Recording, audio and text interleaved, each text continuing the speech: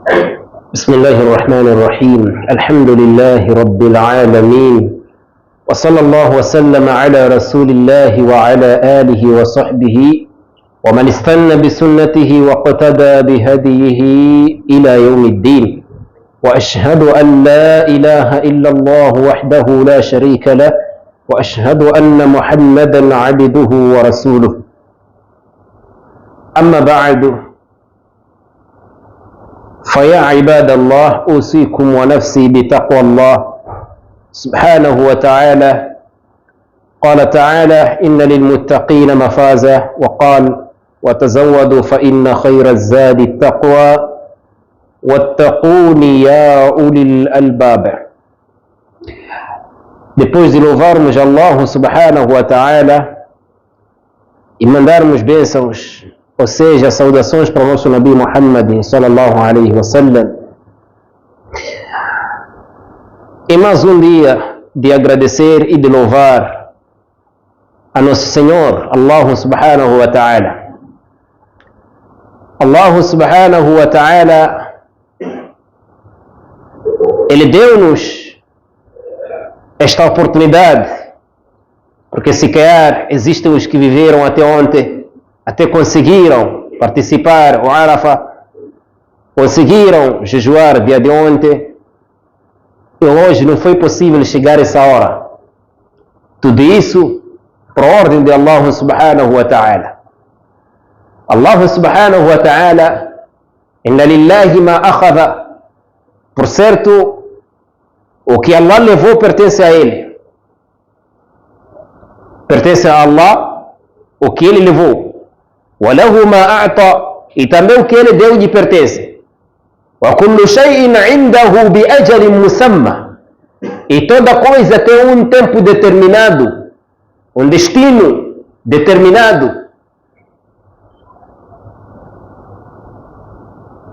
Este hadith, o profeta sallallahu alaihi wasallam estava a falar, sallallahu alaihi wasallam estava a dizer isso quando estava a aconselhar a sua filha.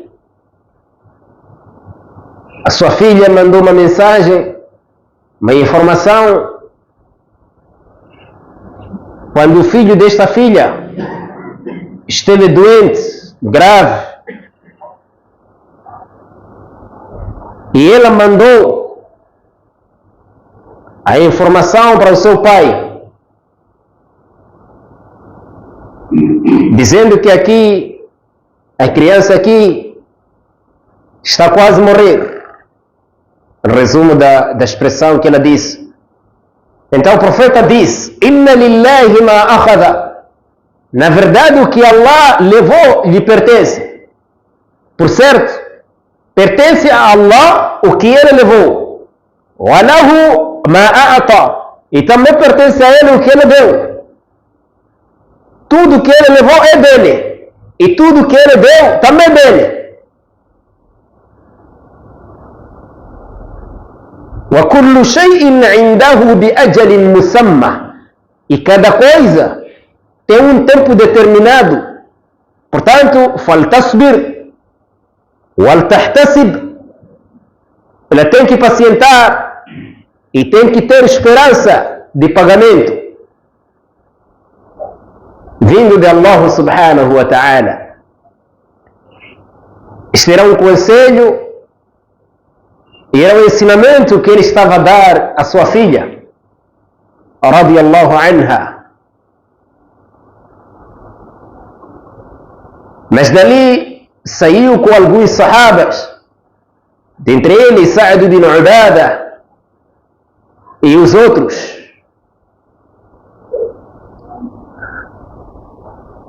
Quando chegou lá, ele levou aquela criança, e o profeta começou a chorar. E o sahaba chamado Sa'd lhe perguntou: Ma hadha? O que é isto? Você está nos dizer para a gente pacientar e agora está a chorar. O que significa isso? O profeta disse: Hadihi rahmatun ja'alaha Allahu fi qulubi ibadihi, wa fi riwaya في قلوب من شاء من عباده وَإِنَّمَا يَرْحَمُ اللَّهُ مِنْ عِبَادِهِ الرُّحَمَاء. Na verdade, essa que vocês estão a ver, este choro é uma misericórdia de Allah subhanahu wa ta'ala, que Allah colocou nos corações dos seus servos misericordiadores, servos compassivos, servos que têm pena. Esta é a misericórdia que Allah colocou nos corações das suas criaturas.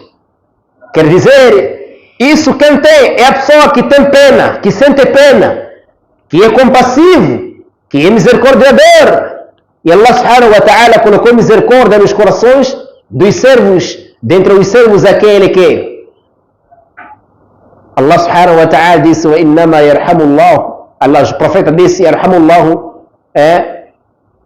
مِنْ عِبَادِهِ الرُّحَمَاء. E Allah sente pena dos seus servos que sentem pena. Servos que têm pena. Allah tem pena para essas criaturas. Então esta é uma recomendação que, aliás, é um conselho que o profeta estava a dar, e é um ensinamento que ele estava a dar aos seus sahabas. Allah subhanahu wa ta'ala tem muita pena, tem muita misericórdia, mas misericórdia para as pessoas que procuram a misericórdia, para as pessoas que querem esta misericórdia de Allah subhanahu wa ta'ala. Allah subhanahu wa ta'ala tem suas criaturas que ele ama. E Allah, quando ama de um certo servo, coloca alguns sinais. E quando Allah odeia um certo servo, também coloca alguns sinais. Aqui no dunya, lá nos céus, na terra, no oceano, todas as criaturas, conforme um dos hadith sahih, Allah subhanahu wa ta'ala, quando ama alguém, ele diz para o anjo Gabriel: inni uhibbu fulanan, eu amo fulano, gosto do meu servo fulano, fa ahibba, portanto você tem que amar a ele. Dali o anjo Jibril lança aquela informação para os residentes do céu, os anjos. Ele diz: inna Allah ahabba fulanan, na verdade Allah gostou de um tal fulano, e menciona o nome. Allah menciona o nome da pessoa, fulano, filho de fulano. E o Jibril também menciona o nome dessa pessoa, fulano, filho de fulano. Fa ahibbuhu, portanto vocês também devem amar, porque Allah amou a este servo. Dali aquele amor espalha-se nos céus, espalha-se nos céus, nos 7 céus, e não termina lá. Também aquele amor é lançado para a terra, é lançado para cá, nesta fase da terra. E o amor é espalhado neste mundo. E aquele amor cai nos corações das criaturas. E as criaturas veem gostar daquela pessoa sem se perceber, até sem saber explicar a razão por que gosta. Não saber explicar por quê. Se quer o mesmo que ele faz, os outros fazem. Se quer o mesmo que ele faz, o mesmo que ele pratica, os outros também fazem. Então, em algum momento não tem como explicar, dizer que nós gostamos de fulano por causa daquilo. Porque o mesmo que você gosta através disso, é o mesmo também que alguém faz e você não gosta dele. Então é um amor que Allah subhanahu wa ta'ala lançou nos corações dos crentes. Corações dos crentes. Não qualquer coração. Corações dos crentes. Corações dos muçulmanos. Allah subhanahu wa ta'ala, quando falou dos Sahaba, no Surat al-Fath, lá no fim, onde disse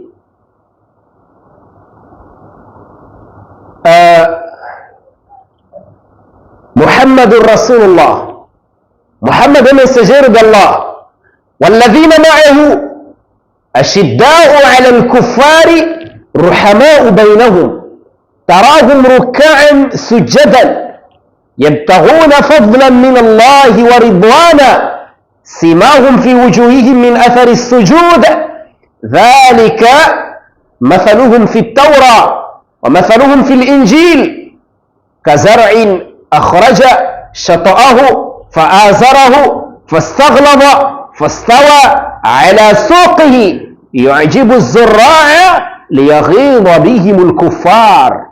Allah subhanahu wa ta'ala diz, a falar dos sahabas, esta aya fala dos companheiros de Rasulullah sallallahu alaihi wasallam, as melhores criaturas depois dos profetas, melhores criaturas depois dos profetas, os melhores homens depois dos Anbiya, são os companheiros de profeta sallallahu alaihi wasallam.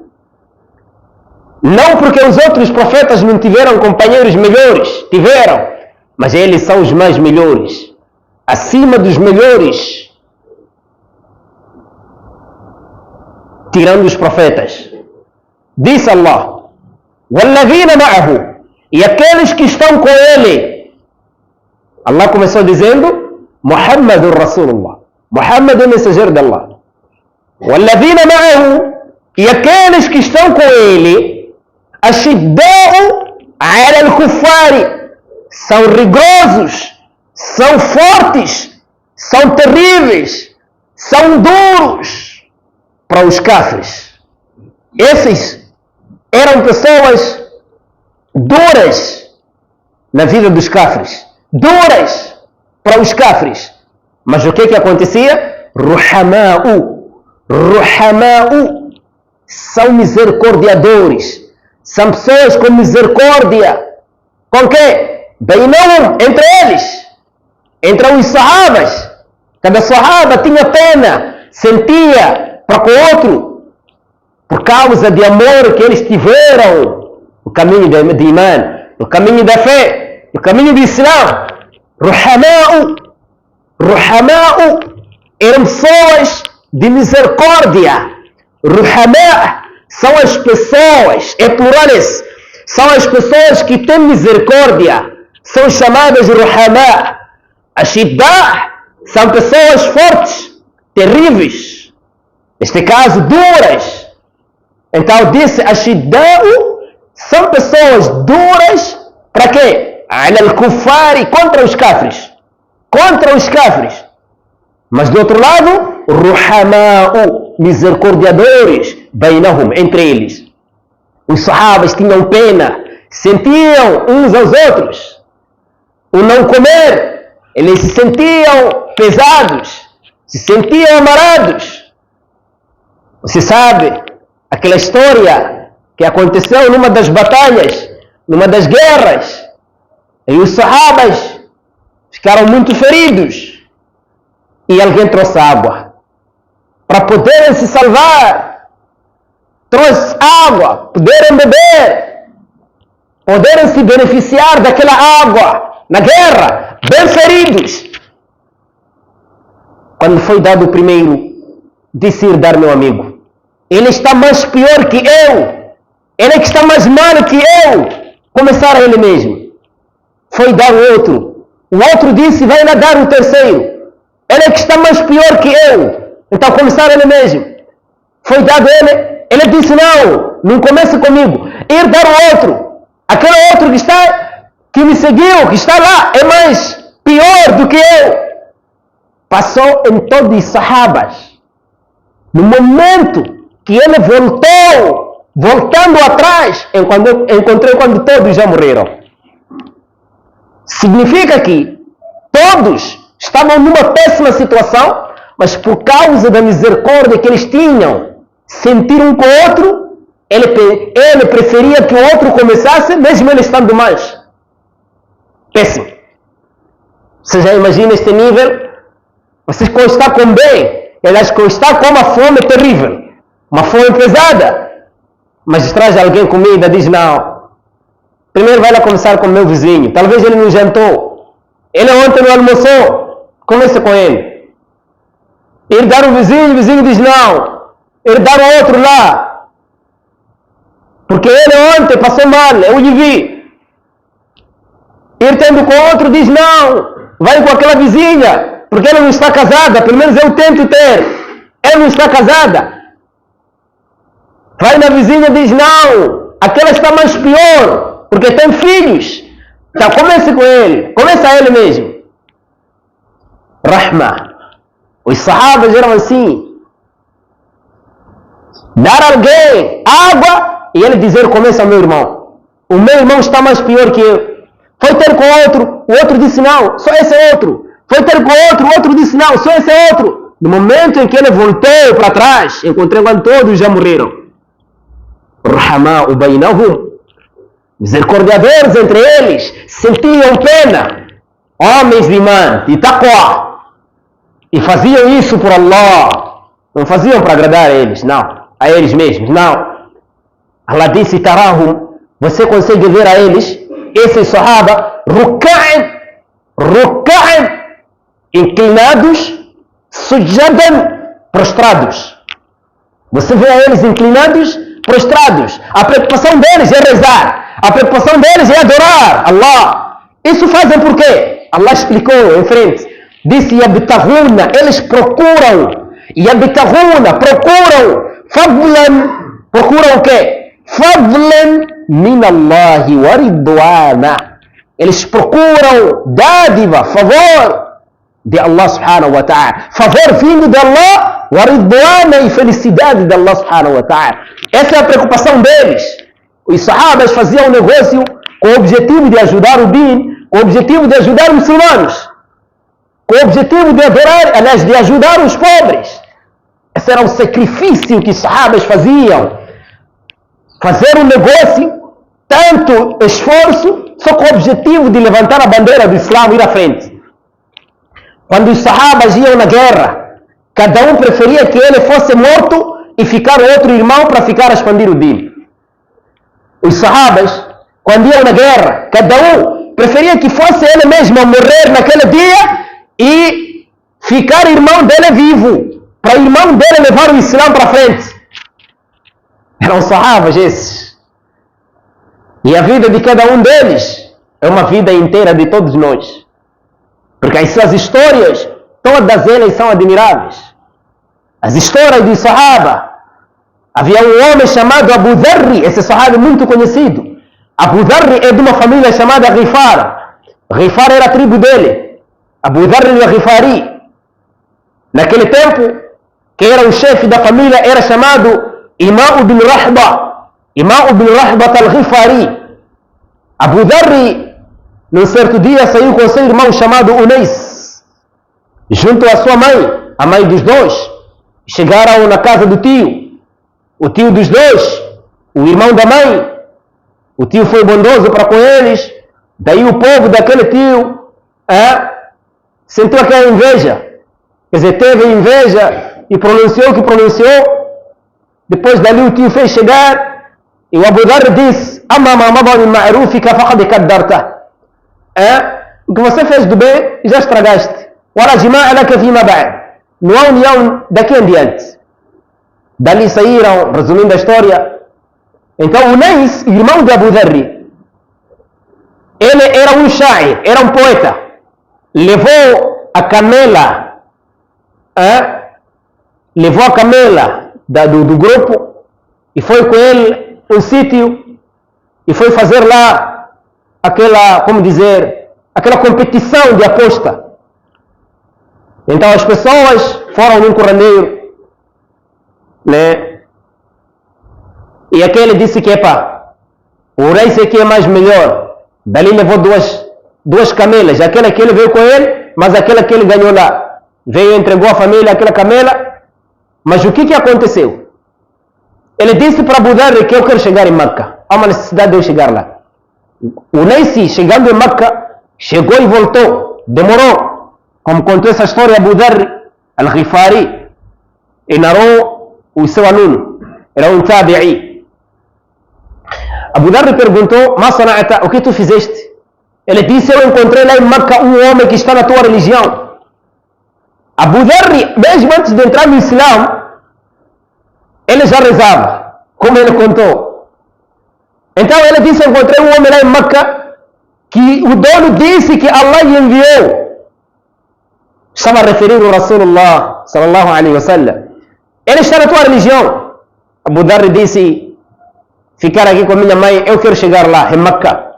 O Abu Dharr foi para Meca. E as pessoas tentavam dizer que ele é um sabeu. Sabeu é um grupo de religiosos, que um grupo era judeu, outro grupo era cristão. Então se uniu. Entre esses judeus e esses cristãos aqui se uniram. Então aquela união chama-se sabeu. Allah fala dessa religião no Alcorão. Inna alladhina amanu walladhina hadu wal nasara was sabi'una. Sabi'un são esses sabeus. Então Abu Dharr, quando chegou lá, ele disse: fataba'aftu rajulan minhum.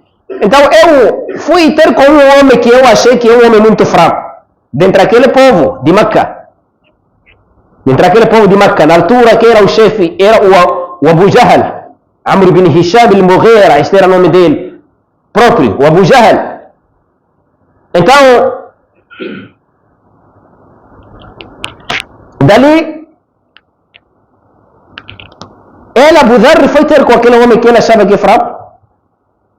Então, disse: Aina alladhi tad'unahu as-sabi? Onde está aquele homem que vocês dizem que sabeu? Daí aquele homem apontou a Abu Dharr dizendo: esse sabeu este. E as pessoas de Meca se juntaram no Abu Dharr e começaram a chicotear daquilo que eles viam, uma tope, um osso, tudo isso, a lhe bater, até ele ficar todo ele quase a sangrar. Ele disse: فَسَقَطْتُ مَغْشِيًّا عَلَيَّ. Eu caí desmaiado por causa de chicotes que ele recebia daqueles cáfiros. No momento em que ele se levantou, eu vou cortar a história, mas ver como é que os sahabas se preocupavam. O Abu Dharr foi se lavar na água Zamzam, no bico de Zamzam. Então, quando foi se lavar, ficou lá muito tempo sem se cruzar com a pessoa que ele queria se cruzar, que era o profeta.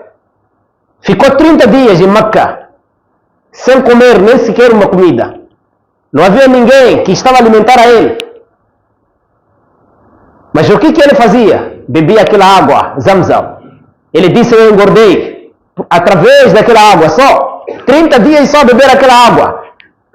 Mas ele não queria que voltasse para a zona antes de se cruzar com o Nabi sallallahu alaihi wasallam. No dia em que ele cruzou com ele, numa certa noite, ele estava com Abu Bakr. Depois perguntou: Man anta? Quem é você? Abu Dharr disse: Min Ghifar. Eu sou de uma família Ghifar, da família Ghifar. E Abu Dharr explicou, disse que eu fiz aqui 30 dias. Estou a completar 30 dias. Dias e noites. O profeta perguntou: quem te dá de comer? Ele disse: ninguém. Se eu estou a beber água só, Zamzam, nesses 30 dias. O profeta disse: Innaha mubaraka. Na verdade, essa água é abençoada. Ele disse: eu engordei hatta takassarat ukanu batni. Então, o Abu Dharr al-Ghifari saiu de onde saiu até lá só com a preocupação do dia. Só com a preocupação do din. Então eram pessoas que se preocupavam com o din, mas mesmo assim quando chegaram e entenderam, veja o que Abu Dharr, quando abraçou o Islã, o que ele fez. O profeta disse: ir para a tua família e faça chegar acerca de mim a eles.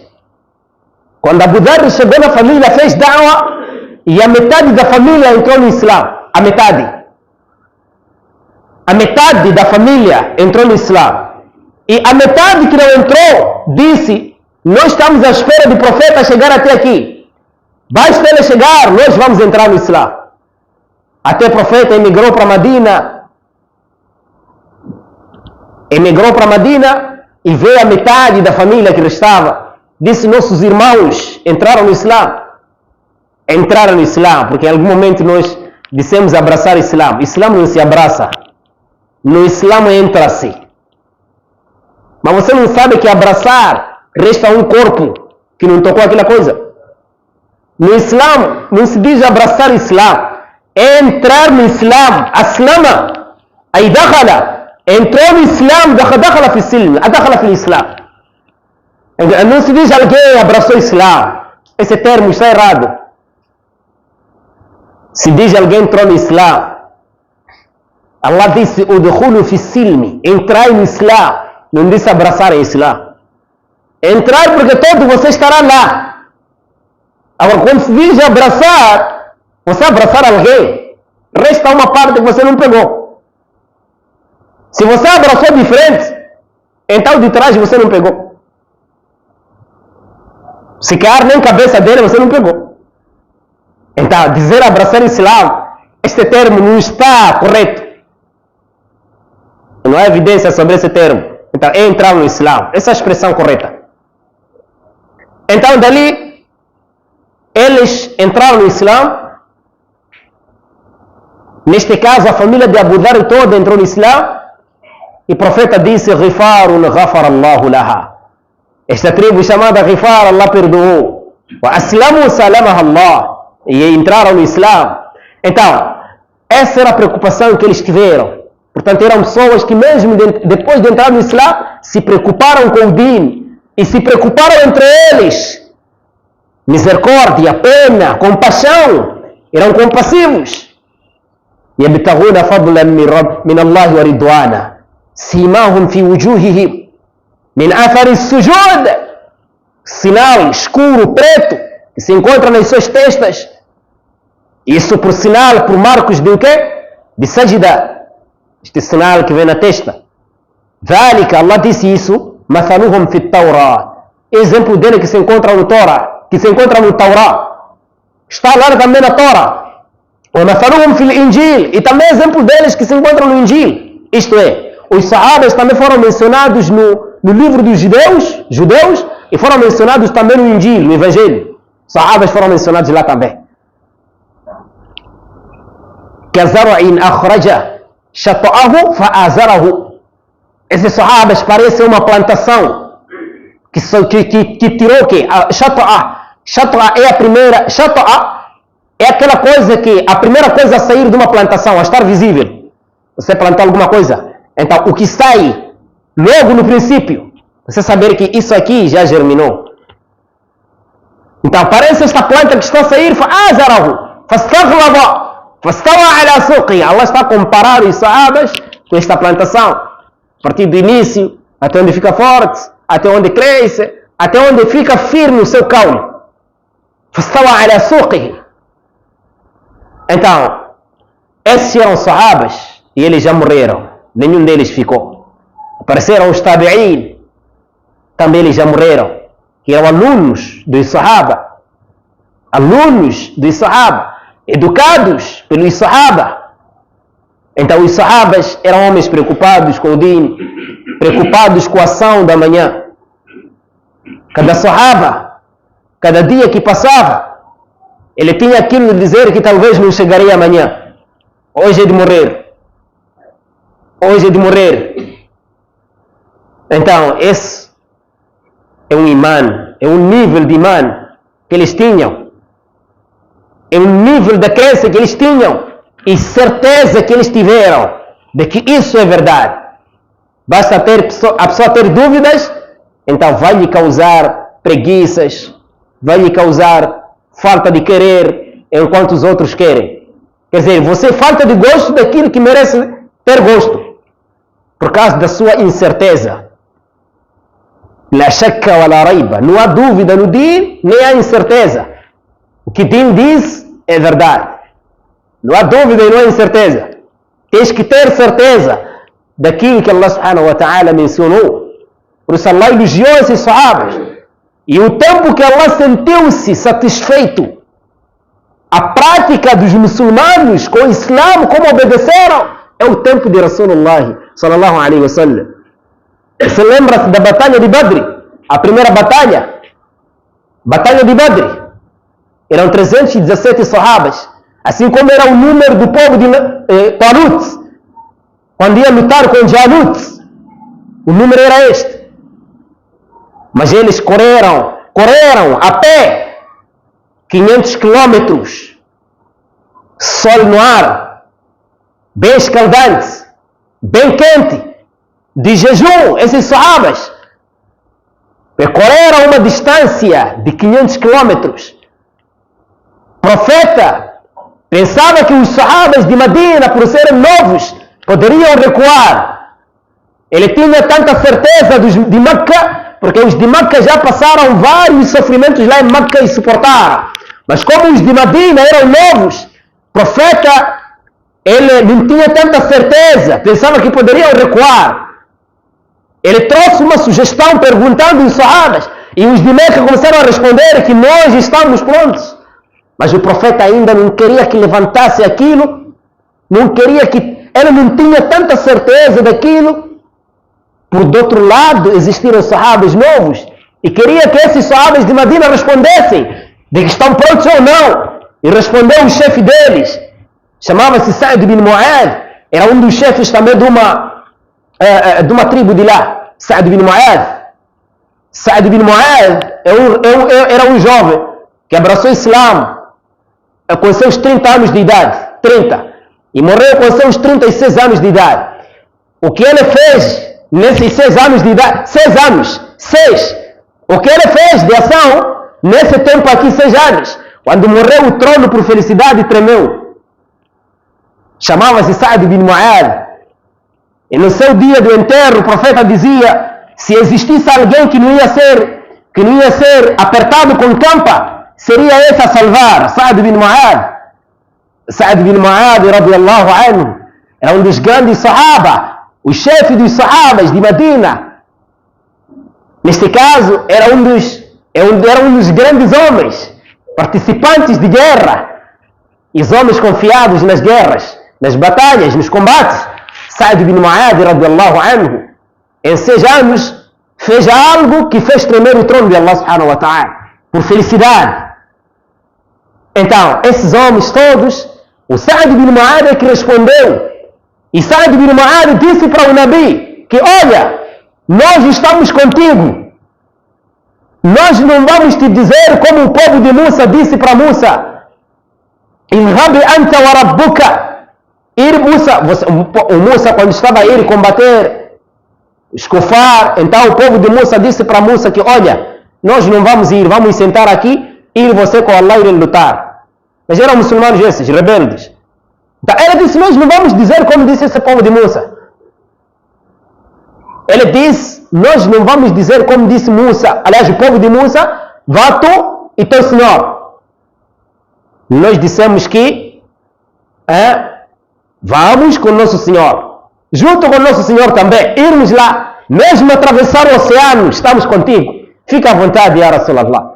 O profeta daí ficou feliz, satisfeito, com toda a esperança de que os sahabas estão preparados, até os novos estão preparados.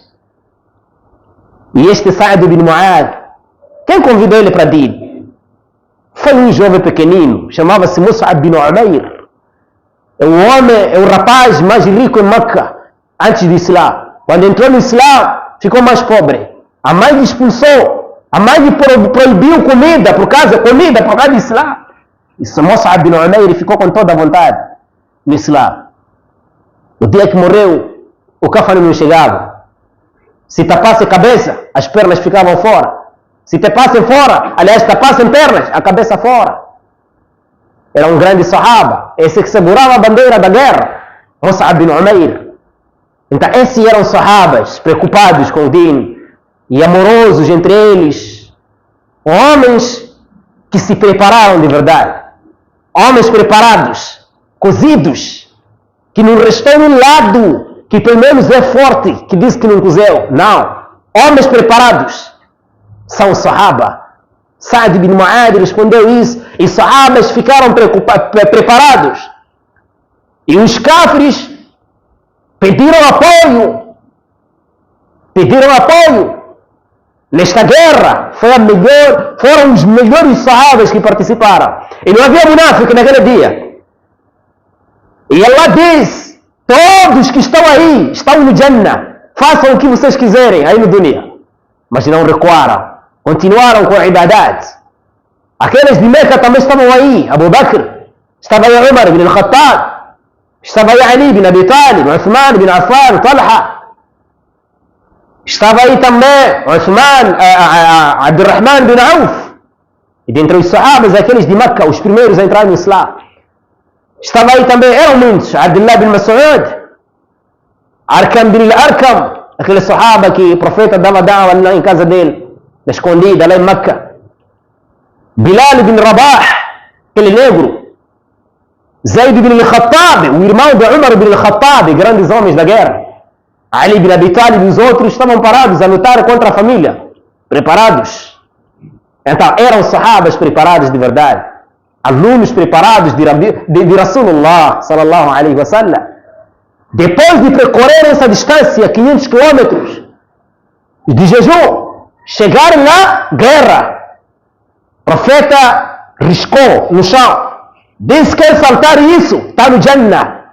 Riscou porque quem estava lá eram muçulmanos, do outro lado eram cáfires.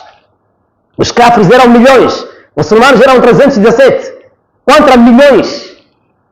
E sahabas parados, eles lá parados. Quem poderia começar? O profeta riscou embaixo. Disse que quem saltar isso, está no Jannah. Já em vida. Sahabas preparados, ficaram todos eles preparados. Estava lá também o Hamza, o tio de Nabi. Então, esses sahabas eram homens preparados de verdade. E nós temos que imitar a eles. Nos preparar assim como eles também ficaram preparados. Nos preparar assim como eles ficaram preparados. Então, nós também temos que imitar a eles. Como eu dizia que os sahabas, suas histórias são admiráveis. Todas elas. Todas elas são admiráveis. E os sahabas se preocuparam para o bem-estar deles e o bem-estar dos outros. Sahabas não perguntavam aquilo para beneficiar eles só. Não. Perguntavam para beneficiar os outros. Umar bin al-Khattab tinha seu irmão de Medina, não irmão de sangue. Umar, quando saía, o irmão dele é que ficava no lugar de Umar, a responsabilizar as duas casas e a levar a informação de Rasulullah sallallahu alaihi wasallam, para depois de Umar chegar, lhe dar essa informação. Quando o outro saía, o Umar é que ficava a responsabilizar as duas casas, a casa dele e a casa do irmão. Não o irmão de sangue. Irmão muçulmano, que o profeta lhe pôs como irmão. Aquele de Medina, e Umar era muhajir, e esse era dentre os Ansar, os socorristas, preocupados com a informação. Então, esses homens eram homens. Pequeno erro que eles cometiam, faziam tanto esforço para Allah perdoar. Num dia, Abu Dharr al-Ghifari discutiu com Bilal bin Rabah. Abu Dharr era um branco, Bilal era um negro. Então ele disse, trouxe umas certas expressões, disse Ibn Sauda, ou você é filho de negra. Quer dizer, ele não disse ele diretamente que você é negro. Disse Ibn Sauda, o filho de negra, sua mãe é negra. Então alguns foram dar essa informação ao profeta sallallahu alaihi wasallam e disseram: Inna Abu Dharr ayyara Bilalan bi ummihi. Por certo, Abu Dharr insultou Bilal, mas insultando mencionou a cor da sua mãe. O profeta ficou muito chateado e zangado e disse para Abu Dharr: Innaka mru'un fika jahiliya. Afinal, você é um homem que dentro de si há ignorância. O que você fala de raça? O profeta, da forma como é que ele se manifestou naquele dia, Abu Dharr ficou todo ele preocupado. E andou atrás de Bilal, para Bilal lhe perdoar. Porque ele sabia que se é que o mensageiro zangou, então Allah também zangou. Seguiu, andou atrás de Bilal, para Bilal lhe perdoar. E tinha que fazer algo, Bilal, para o Abu Dharr ter certeza que de verdade você já me perdoou. O que Abu Dharr queria?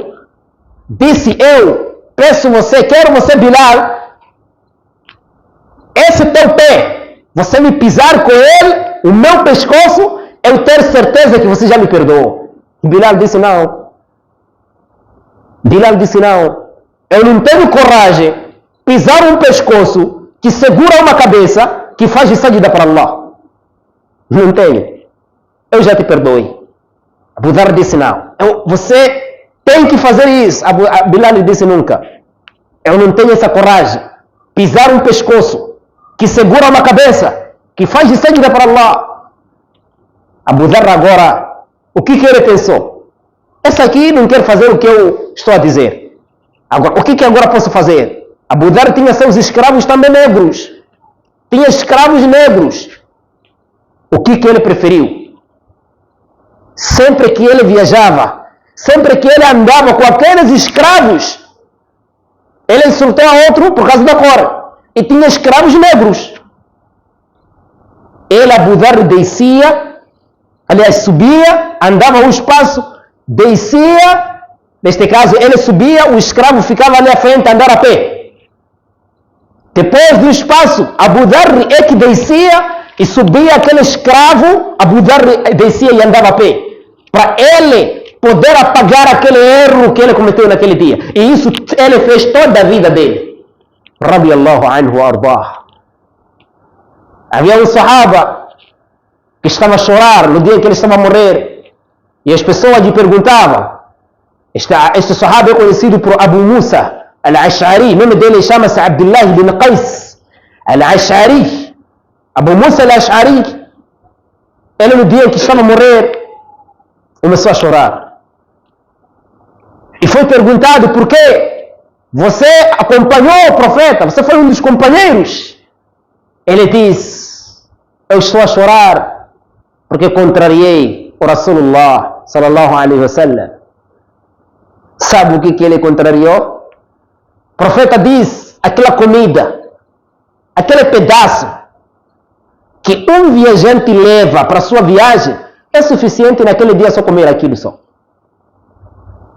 Aquele pedacinho que você leva, aquele pão que você leva para a viagem, é suficiente naquele dia só comer aquilo. E aquele sahaba disse, eu acho que já comi mais do que isso. E tenho medo de me encontrar com o Rasulullah enquanto já contrariei isso. Só chorava por causa disso só. Mas eram homens do Jannah esses. Com as suas mulheres também preparadas. Uwaymir, radiyallahu anhu, a sua esposa, quando seu filho, quando ele estava para morrer, a sua esposa disse para Uwaymir, você me casou aqui no dunya com a permissão dos pais meus, então eu quero que você também não me deixe lá no Akhirah. Eu ser tua esposa também lá no Jannah.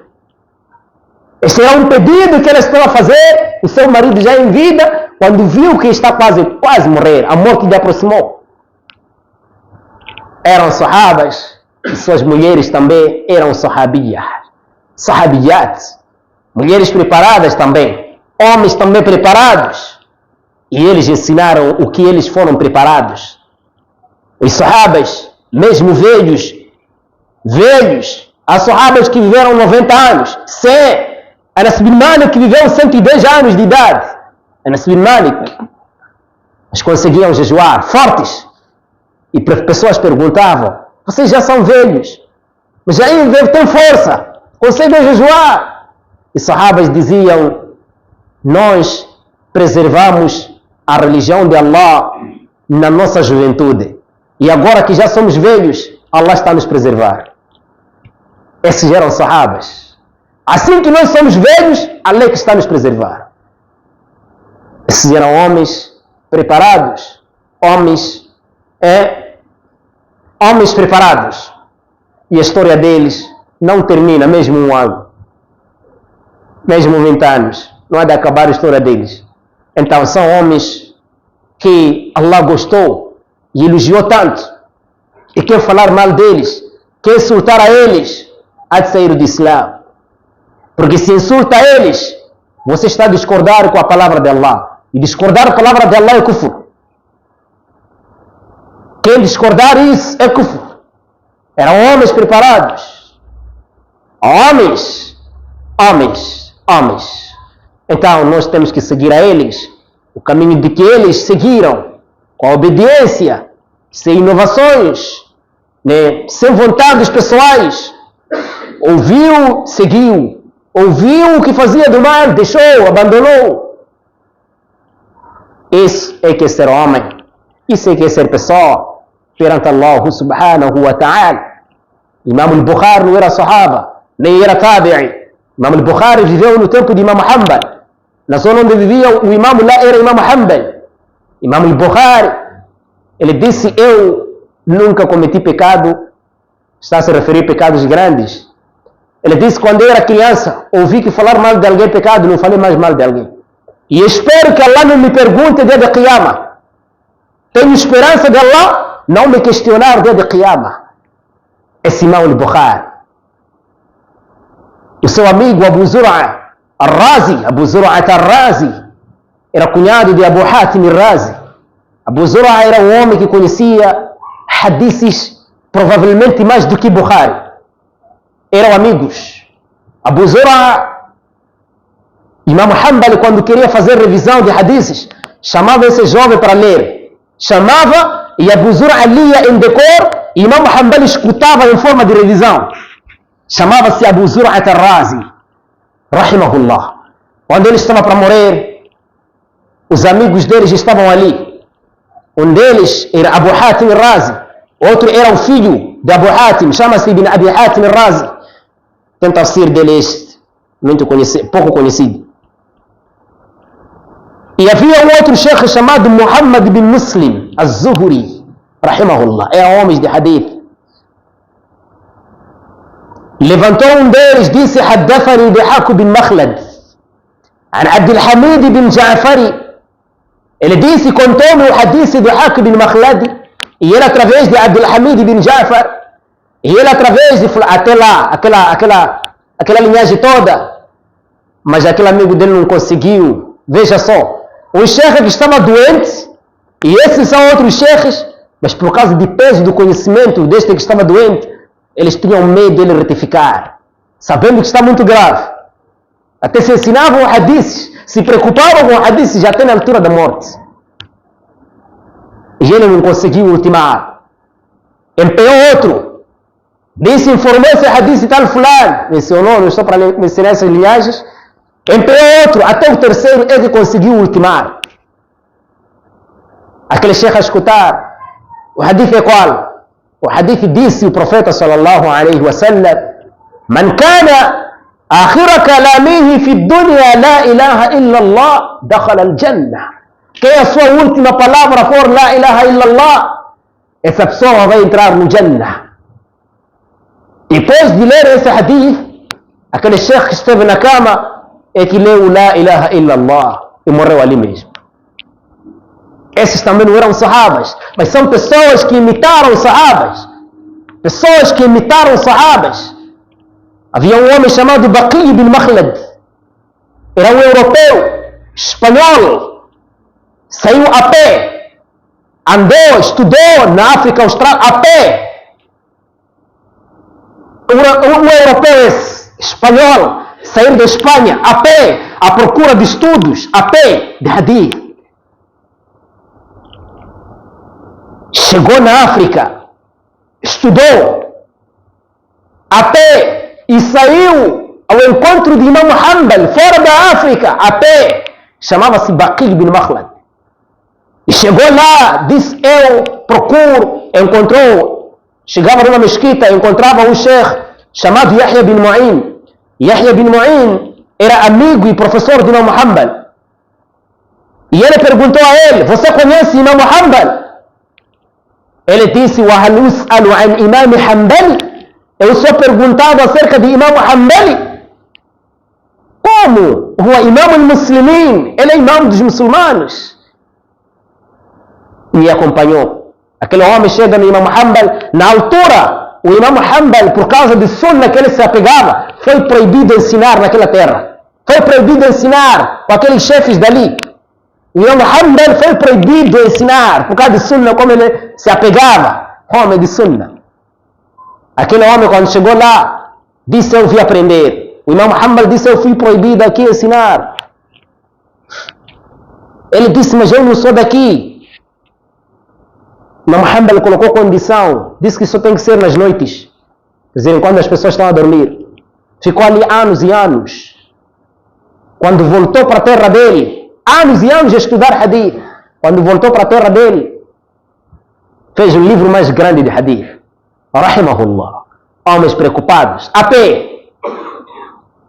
A última história a contar é de Shu'ba ibn al-Hajjaj al-Basri, rahimahullah. Era grande homem de hadith também.